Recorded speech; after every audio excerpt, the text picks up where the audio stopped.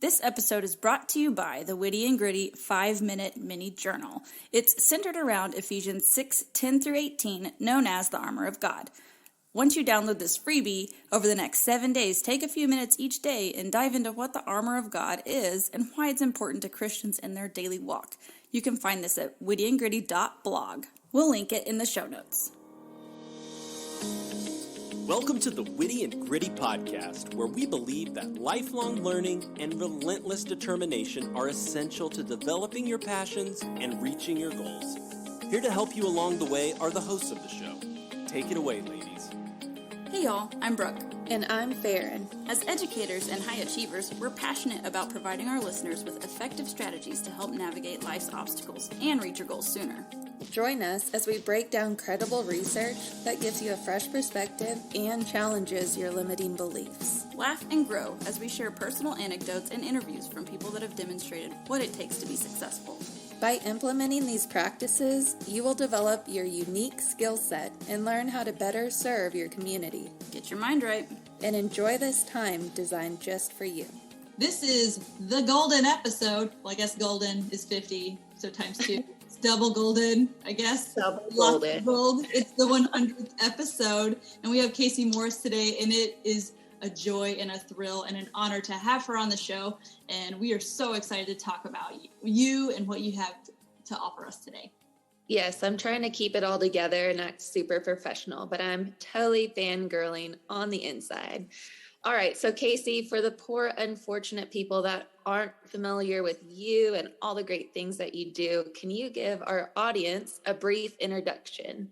I feel like we should be best friends. Like, thank you all for saying that. Whenever I'm having a bad day, I'm going to reference back to this podcast intro. So thank you for saying that. If you're listening here, hello, I'm Kayse Morris. I'm a former 8th grade English and language arts teacher from a really small town in South Georgia, mom to almost 5 babies. And in 2013, I had a small dream that has turned into one of the most monumental moments in my entire life. I don't know how I got so lucky to be here, but I get to help educators now sell their teaching resources online so that they can finally make more impact than just the 4 walls of their classroom, but also can make the income that they deserve. I love that. I love that's also your tagline throughout everything too. Like, the income teachers deserve. A lot of people are like, oh, we pay your salary, blah, blah, blah. But there's so much more. Your kid spends their waking life with us pretty much. So you want us to do a good job, promise. So the way to share resources, collaborate, all that. I love how you're helping teachers do that so we can all get better. The whole tide rises. Exactly. All right, so take us back to the beginning. What led you to become a teacher? Was that the plan from, being a kid, growing up, practicing teacher at home, or when did that start? I don't have your typical story of like writing lesson plans when I was a child or anything like that. I wanted to be a country music singer for most of my life. So education kind of fell into my lap. I sold insurance. I quit college after my first 2 years and went to work for my mom and dad to sell insurance. And after a year, I decided I never wanted to sell insurance again. And I met my husband that year, and we got married after about 6 months. And he was a teacher. And I thought, man, that'd be really fun for us to have the summers off together. And I went back to school 9 months pregnant and got my teaching degree. My junior and senior year of college, I was 9 months pregnant with a baby. We made it. Let me tell you, those moments, and I'm sure we'll get into that, were some of the darkest days of my entire life. But we made it, and I fell in love with education. Not at first, and we can chat about that, but I fell in love with the gift of teaching people. And I thought it was supposed to be just for children, and it kind of morphed into my real calling in life was to be able to teach educators. I love that. So you talked about being super pregnant, going through school, doing hard things. We interviewed a woman named Betty, and she did her attorney stuff while she was pregnant with littles. So that's episode 23 for you listeners out there. And that is so great to hear that she's not the only one. You're doing it too. You can do it too, everybody else listening. So for our listeners / non-teachers, what is this whole Teachers Pay Teachers site, and what sparked your interest in that? Sure. So Teachers Pay Teachers is an online marketplace for educators. Think Etsy for teachers or eBay. It's where teachers can sell their lesson plans to other teachers to make them, in a sense, a better educator, or to give them something to teach their children. And I remember when I first started selling on there, people thought, well, isn't that cheating?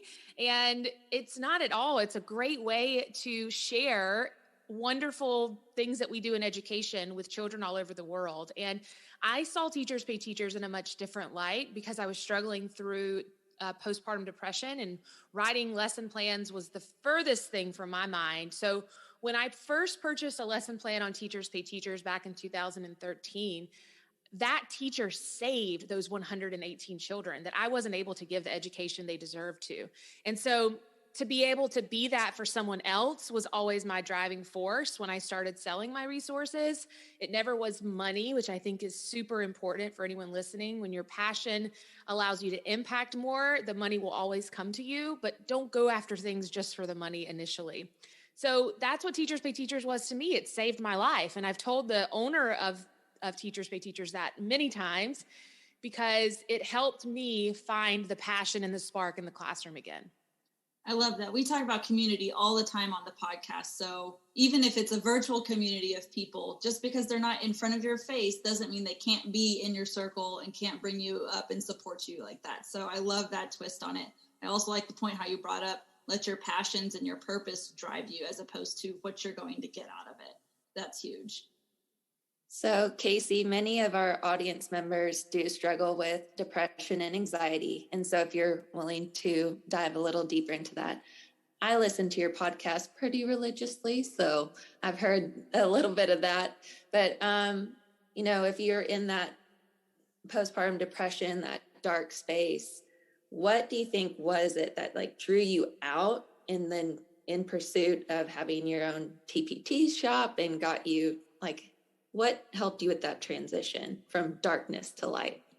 Yeah, from black and white to color again. And I'm pregnant, so I get very emotional about religion and about depression. So if I cry, we're going to roll with it. But it was, I said it was the darkest days of my life from 2009 when I had my first son until 2013, 4 years. My life was black and white. I can't describe it any other way. I was going through the routine of being a mom and having the job that was supposed to be what I had always wanted, and having the husband that was supportive. I had everything that people long for in life, and yet I was miserable. I hated getting up in the mornings. I hated getting my kids ready for school, and that sounds horrible coming from a mom, especially a mom to almost 5 now. And I couldn't get out of my own way. It just felt like every day was this long carousel, and I was just going around and around and around. And it wasn't until October of 2013, I went to the doctor when, you go for your postpartum checkups, and the doctor asks you the questions that they always ask. Are you sad for no reason? Do you cry for no reason? First time, something told me you need to say yes. And so I got to have that conversation with my doctor, and he said, you have postpartum depression, and you've probably had it for 4 years. And having another baby on top of that so close together probably made it so much worse. So that week that I decided to ask for help was also the first week that I had purchased anything on Teachers Pay Teachers.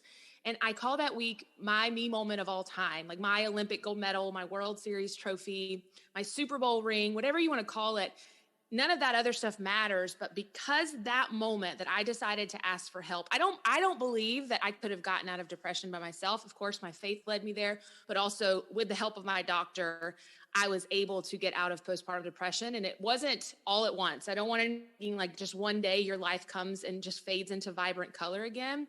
It took months and months of working through it, and I like to say I had a piece of paper, and every single day I would wad up a sheet of paper and I would throw it in the trash can that was depression. And every day I would move a sheet of paper over. And over time, I got to where my life became more beautiful and positivity became to, bring itself in. And I got back to my faith, and I got back to the basics, and I started surrounding myself with good people and Teachers Pay Teachers. I started pouring all of my energy into selling my teaching resources online. And that was just the beginning of something absolutely beautiful. I love that you're vulnerable about that. Thank you so much for opening up about that. Yes, we definitely appreciate that. Okay, so you start selling your products on Teachers Pay Teachers. Talk to me a little bit about the point where you decided to leave the classroom and just go all in with Teachers Pay Teachers, and dream big. And we're all about like going and accomplishing dreams and ambitions in general here. There's kind of like this leap of faith moment that you have to take. So what went into making that leap, and any advice, general advice you could give audience members? It was a long, long journey to make that leap. My first month, my goal was to pay my Netflix bill. And that was about $8 back then when they sent the DVDs to you in the mail. And so I made $50 my first month. And for the first time in my life, I was getting paid for my performance. I felt like the harder I worked, the more money I made, and it was awesome. So that kind of started this spiral of excitement and spark and joy in life. And it was infiltrating into everything that happened.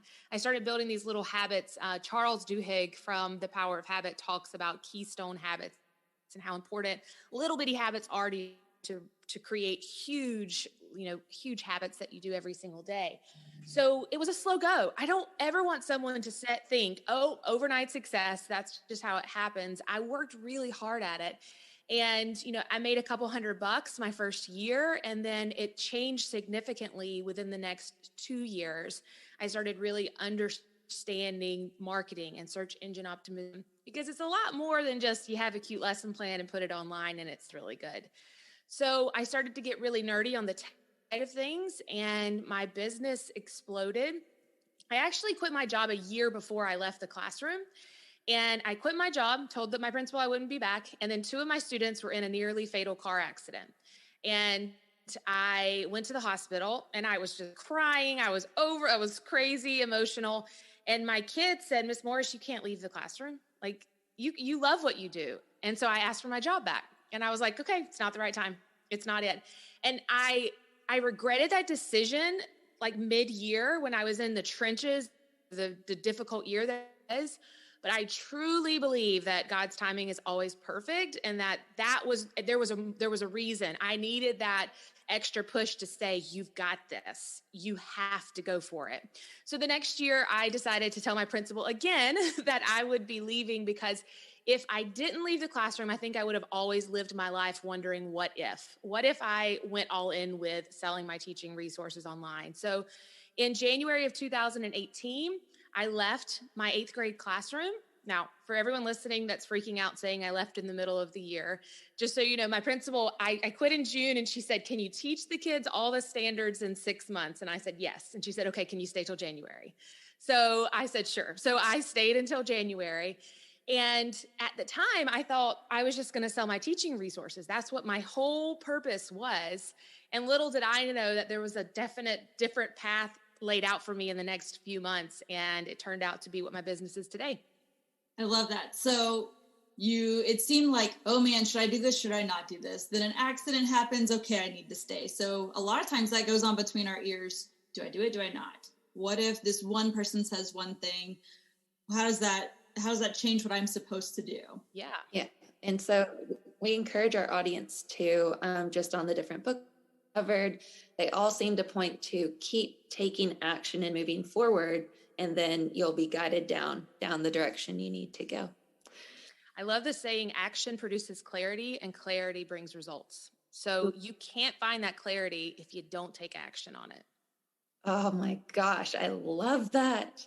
Okay, tell us a little bit about how the people in your life reacted, maybe personal and professional life, because I think while we like to act like we don't care what other people think, sometimes that's what's holding us back. Yeah, I don't know if you ever really get over that. And I think that you get better, but I don't think you ever get over it. And that was really hard for me, as I am a people pleaser, as most teachers are. I think most humans are. So disappointing my principal, who was a friend, was hard for me. My husband was all in. He was like, babe, you got to go. you needed to do this a year ago. Why are you still waiting? And so he's always been my biggest cheerleader and my biggest supporter. My grandfather, who passed away about 6 years ago, I chatted with him about this before I decided to leave. And he was like, never leave a stable job. And so that was one of those things that was always in the back of my mind, is like, you don't know what the economy is going to bring. You never leave a stable job. You have insurance, you have retirement. You are crazy to think that you can create your own future. And so that would just constantly go over in my head. And I don't think you feel better about it until you can prove to yourself, okay, I got this. We got a train coming by, if you can hear it. Our office is next to a train track. I warned the ladies before we got started. But, over time, it gets better and you start to believe in yourself. But those first couple of years are ruthless because people are coming from all different angles and the voices inside of your head are really bad. I love that you're so honest about it. A lot of times we get this pretty picture painted like, oh, it's going to be awesome. You just take the dive and it's swim around. It's going to be great. But like, hey, there's some sharks that are like, this, you made a mistake. But if you know that this is your God-given purpose and he has equipped you to do it, then it would be folly to not follow through on that.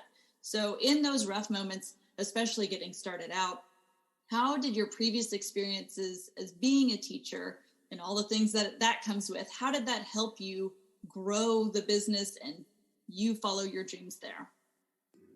I think teachers make the perfect entrepreneurs. And I didn't see it as that. I thought, God, why have you brought me to this moment? I went through school. You told me to go through this school to get these teaching degrees. Then I got my master's. Then I got my specialist because I wanted to be an assistant principal or a principal. And then all those 17 job interviews I had, no one would hire me. And now I've left this job to fake it till I make it. I felt like I was a phony because I was no longer in the classroom, but I'm selling these teaching resources. So what now? What's next? And that's how my narrative went for a long time, for years. I stopped thinking that way. And I started saying to myself, every day I would go for a walk when I first quit my job, every single day for about an hour. And I would just listen. I'd listen to the birds. I'd feel the wind on my skin. And I would say, I'm meant for this. And I know there's a reason that I was led here, but I don't know what it is yet. And I don't know if it includes making a lot of money, and I don't know what it includes, but I know that right now in this moment, I'm the happiest I've ever been in my entire life. I don't have a real job. I'm walking with my dogs outside and I'm happy, and that feels good. And it was day after day having that conversation that the clarity began to open. Everything began to come down and say, hey, yes, you may not know what we're doing, but I promise you there's so much going on behind the scenes. Just trust. And so that's what I did. And it was constant every day making these resources. I don't know if I'm answering your question. I'm just kind of rambling at this point. And one day I was at Walmart and I got asked the question that I get asked every time I go to Walmart. And we live in a small town, so people are really nosy, and I love them for it. But they're like, you guys must be struggling. You quit your teaching job? That's kind of how the conversation would start. And I was like, no way, we're loving life. And they said, well, tell me how you did it. And that's kind of how the conversation always went every time I went to Walmart. So I told my husband one day, I think I need to sell a course that teaches teachers just so when they ask me in Walmart, I can be like, hey, I have this little thing you can watch and get started. And that's how the rough season turned into the coolest thing ever. I love that. You're the second person in this mini-series that mentions some sort of prayer walk intentionally every day. So we haven't specifically mentioned a prayer walk to my recollection. So I love that, back-to-back episodes, y'all are both doing that and it's working for you. So if y'all need to move, people, go for a walk and absorb the nature and talk to Jesus. I love it. Yeah, we do reference it a little bit in our Get Out of Your Head series. I don't know, Kayse, if you've heard or read the book, Get Out of Your Head by Jenny Allen, but I think you'd love it. It's episodes 84 through 91. And she just talks about getting still, but your walk to me still counts as that, limit distractions and, sit with your thoughts and capturing them and praying on them. And so I love hearing that. Okay, so challenges. I don't think anyone in this group assumes that it was just easy street. What do you do to help overcome challenges, either looking in the past or strategies that you and your team use today? How do you overcome mistakes or failure? 2018, 2019, those years, I was happy that I wasn't in the classroom and I was getting to chase this passion.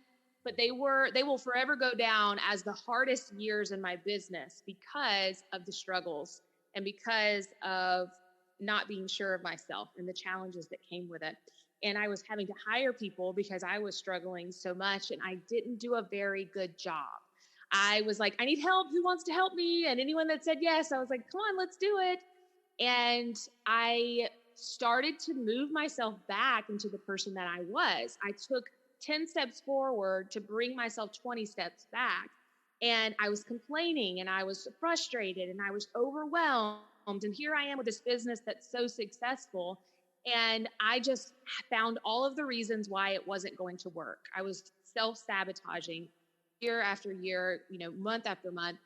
And it wasn't until I hired a team member in January of 2020 with the biggest purpose and passion in life I've ever met that everything began to change. She kickstarted that thought process that I've had in my head for years, but she made it stick. And she has the most integrity of anyone I've ever met in my life. Her name is Allie Elliott, and she actually was just on our podcast this week. But anytime I would give a scenario where I could complain or I could say, this isn't working because, she always had an answer that was so profound in a positive light that instantly stopped me in my tracks. Like, you can't complain to people who are never negative. And so Allie began to change everything for me. And I don't view challenges the same as I did back then. In January of 2020, I started changing everything. And yes, we have stressful moments. Yes, we did a brand shift and a lot of our current customers were like, what's going on? And it was overwhelming because we have nearly 3,000 students now. But instead, it's just a season. We're going to support them. We're going to love them. We're going to nurture them. And I'm here to help you. And our team is here to help you. And we will, without a doubt, make sure that everyone leaves feeling confident. Even if they're not happy, we're going to make sure that they feel confident in the direction that we're going. And, centering yourself, I know that seems so trivial, but centering yourself around people that feel like warm sunshine, that challenge you to be a better version of who you are today, should be everyone's goal and aspiration in life, because you are who you hang out with. So you mentioned a little bit with the struggles and the up, down, especially with entrepreneurship, and it's never a straight line. It's all kinds of crazy. So did you ever get stuck in that comparison trap of, my peer is doing this and I should be able to do this, and I have ideas just like they have ideas? So what was going on in between your ears on that? Yeah, twice. Whenever I started selling my resources, it was comparison, just constant scrolling of other people. Did they steal my idea? Did I steal their idea? And then it happened again when I launched my course, and, someone took my course and then created a course, and I was like, oh my gosh, my business is going to fail. And so it's human nature for us to compare ourselves to other people. And it's taken me probably 3 years of working through that to where I feel absolutely 100% confident. I don't sit on Instagram and look at what other people are doing. I run my own race now, and I am confident in the direction that I'm going because of my faith and because of my team, that I don't have to look at what anyone else is doing to feel where I need to go. I see it. I see my life 10 years, 20 years, 30 years from now. And if I'm looking at them, I'm limiting myself from getting to that next stage that I want to be in. So I love, love, love. There's an image of Michael Phelps when he's swimming and he's about to win the gold medal, and his eyes are on, he's like doing the butterfly stroke, I think, and his eyes are on the finish line. He's almost there, and his competition is right on his heels, but his competition is looking at him. And so, of course, Michael Phelps goes on to win, as he always did. But I think it's just a real eye-opener to remember that when you're looking at other people, you're allowing them to get further and further ahead of you, per se. And instead, if you focus on what you were called to do, what your purpose on this planet is, you will, without a doubt, win that race every single time. I love that. You're actually quoting Ephesians 4:1, which is, as a prisoner for the Lord, I urge you to live a life worthy of the calling you have received. Not that Kayse's received, not that Theron's received, the one that I have received. So blinders on, baby. I like that. And then also Philippians 3:14 is I press on towards the goal. So with those two verses combined, you just quoted it right there. So great job, Kayse. Well, thank you. I'm writing those down. You ladies are so impressive with your Bible verses and your podcast episodes that you're referencing to. Thank you. Oh, we got cheat sheets. Don't worry. Guys, there's a lot behind the scenes, but Brooke is like Rain Man with recall of episode numbers and scripture. My one skill. It's my one thing. It's very, very impressive, ladies. When I grow up, I want to be just like her. Run your race, Farron. Run your race. All right, Kayse. So your faith is evident. You're obviously got a growing family and you're crushing business goals. Any tips or advice on how to, I don't want to use the word balance, but how do you like juggle all those aspects of your life? Yeah, work-life balance is so lame, like not a real thing. I just always think about seasons, and I try to get really into the seasons in nature. And what a testament to see what's happening right now, especially in Georgia. But it is like just all of this fresh air you get to breathe in your lungs because all the trees are getting their leaves back on them. And we get to see the season. It's so short, right? Where they lose all their leaves and everything's nasty and ugly and it's cold outside. And then spring comes and everything it blooms again. And so think about that whenever you're trying to think about your work-life balance, or you're at work all day, every day. You know, during launch season, I'm at work 80, 90 hours a week. And my husband tucks my babies in at night because I'm doing webinars. That's hard. That is a struggle for me. That's when I want to throw my hands up and say, I quit. But it's just a season. And my husband reminds me of that so much. He said, this is just a season. You know, you have to be able to be available to your people. And the only time to do that with teachers is at nighttime. You miss tucking them in for a week, but everything else is going to be okay for the rest of the year. So I don't believe there's work-life balance in a sense that every single day you're able to balance the life 50-50. I do believe that there's work-life balance, and you're going to have really busy seasons in life where you have to dig all in. And then you're going to have really wonderful seasons of life like COVID. It was so amazing for us as a family to be able to spend that time together. And we bought a camper and we traveled and there was hardly any work. It was all play.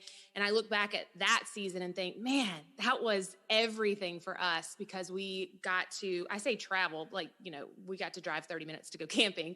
But so just remember that whenever you're trying to be a good mom or good at your job, is that whatever's important in that moment is what you have to remember to put your blinders on and focus for. But that family first, family always. And you have to also set boundaries for yourself. I don't get on my phone from 6 p.m. to 6 a.m. and my family has my undivided attention. Phones go up. So we are very intentional about our time together. And just always put your family first if you're trying to decide on which thing is the most important. But it's definitely a struggle of keeping everything in balance at times, but I have to keep myself in check because I'm a workaholic and I like to work. So I have to say, like, you got to put it up and go play with your babies. I love that. I love your healthy boundaries. And I love that it's spoken in your house. People know, like, I'm not going to answer after 6. So don't try calling. Call my husband if it's an emergency. It sounds like you and your spouse have a similar dynamic. We interviewed Jill and Paul, episodes 49 and 51. And she's one of the Texas top-ranked girls basketball coaches. And she talks about how they get all in during basketball season. Their kids are like gym rats during the season. So I love how y'all have that similar dynamic of that push-pull, give and take. And then you also mentioned you need enough deposits in the bank so you can make a withdrawal. So it's not like you're gone all the time, every night, doing your business stuff. It's, okay, this one week, this is the crazy week. And I have enough deposits in the bank that I can make a withdrawal. And they know that I love them and I'm there. Such a great analogy. I want to listen to those podcast episodes now. So thank you. You go, girl. So Kayse, you help others grow and you're an inspiration to other people. What pours into you? How do you continue to grow, or where do you find inspiration? Are you ready? I feel like this could be a 45-minute conversation. Let's do it. My friends laugh at me and I tell them that I have a spiritual awakening probably once a week. And they're like, oh, here goes Kayse again with another spiritual awakening. But I love to find things that make me feel alive. I love to find things that set my soul on fire. And it just so happens that I have a lot of those things that do that. And one is music. My husband and I are avid music and concert goers back when we could. We've seen our favorite band like 75 times, and music fuels me. It's one of the things that keeps me going on a daily basis. But I love listening to podcasts, and I listen to about 3 audiobooks a week. So reading, sets my soul on fire. I am obsessed with my Peloton bike. If anyone's listening, Sundays with Love are my favorite rides. And so there's an instructor named Allie, and those are faith-led. So it's like Christian music and stuff, but it is so, so powerful. And going out in nature and walking, I still do that almost every single day. We have a local state park that is absolutely beautiful, and you can just kind of forget all your cares and all your worries. But whenever you pour back into you, I'm not like a bubble bath kind of girl. That's not my thing for like pouring back into me, but just kind of getting away and spending a little bit of time working on me is really, really important. I love that you took the time to know what works for you. A lot of time people want like the exact roadmap of, okay, so she does a bubble bath every night at 7. I've got to do a bubble bath. Maybe you don't like bubble baths.Maybe working out is the thing that actually builds and gives life to you. So I love that. Yeah. Oh, and I just started CrossFit too. And I am obsessed. I'm that girl now, that people would make fun of. That's me. Welcome. And I am, I'm okay with it. My husband and I watch like the CrossFit games at night now. It's so crazy.